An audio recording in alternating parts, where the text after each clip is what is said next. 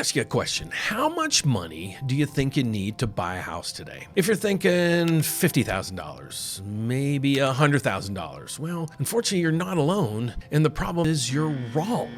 And the reason why I'm bringing this up today is President Trump, he just announced a proposal to allow people to use their 401k for down payment when buying their first house. Now, this isn't new, but the headline has a lot to do with people thinking, well, if I don't have a huge amount of money in my 401k, I still can't buy a house. So why does this matter? Well, that's simply not true. And today what I want to do is I want to show you the reasons why.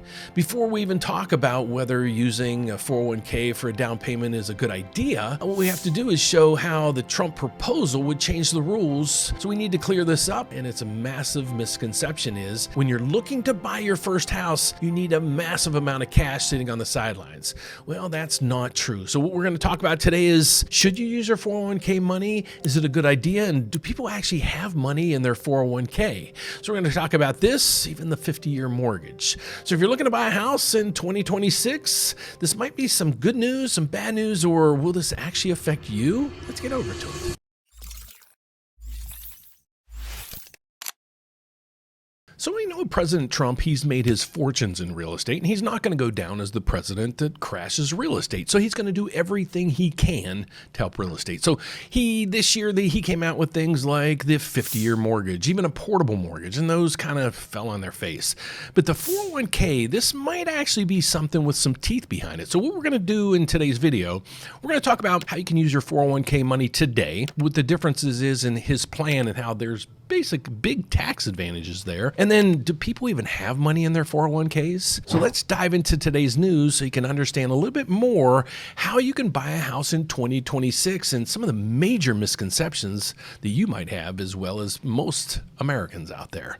So the first thing we want to talk about is, how do you use your 401k money if you're looking to buy your first house? Okay, so now let's get over and compare what today's rules are versus what he's hoping to accomplish with this new rulings. So he's saying that yes, you can use your 401k money even today, but there's a lot of penalties when it comes to it. So let's break it down. So right through here, using 401k money for a down payment, generally possible only through a 401k loan if your program allows it. And then many times there are withdrawal penalties, maybe even tax consequences when it comes to that. Would be allowed using your 401k savings specifically for a down payment under a defined qualified home purchase framework. Okay, so then there's those penalties such as 10% early withdrawal penalties. And this is the reason why a lot of people don't do this avenue, because you're going to get hit for tax consequences. Well, it usually applies when you're taking out money if you're under 59 and a half. But if you're still under 59 and a half in this new plan, he's going to say most likely they're going to waive all the penalties for you.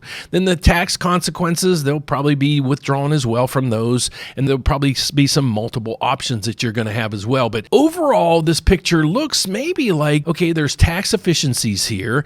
You don't have to pay any penalties. So this might be a proposal that can actually help in today's market. And then the next piece of the puzzle is, you might ask, okay, Dan, how much money do people really have? Now, I did an analysis all through AI, and this did a whole bunch of research, so don't blame the messenger. I'm just giving it to you. They're saying average person right now between the ages of 30 and 34 have about $42,000. Now, if you're 35 to 44, you have about $103,000. Well, the reason why I'm saying this is the average person right now is between the ages of 30 and 40. So in this analysis, well, you might have about $50,000. Is that enough?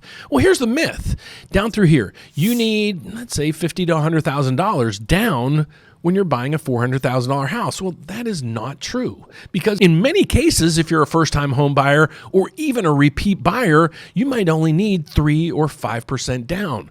What's those numbers look like? Well, you might be a little surprised. With the 3% down loan, buying a $400,000 home, you might only need $12,000 down. Now, if you're looking to put 5% down, that's $20,000. Plus, you might say, well, you might have some closing costs as well. You might. But in today's environment, what we're seeing a lot of people doing doing is when they're buying that first house, they're negotiating with their realtor to have the seller pick up their closing costs. So in many cases, people are getting into homes $400,000 or more with under $20,000, and in most cases, under about $15,000. So if you need some help trying to navigate home ownership in 2026, or maybe you're a homeowner right now trying to figure out maybe does refinancing make sense, folks, I'd love to help you out. My name is Dan Frio. I'm a licensed loan officer in all 50 states as well as Puerto Rico. My slogan here is one application, one credit pool. We're going to compare your loan to over 30 different lenders. How do we do this? Well, subscribe to my channel, watch my videos every day, and you'll learn each day on how I all do this. And join us each Wednesday also right up through here, because every Wednesday I kind of pull the curtain behind the scenes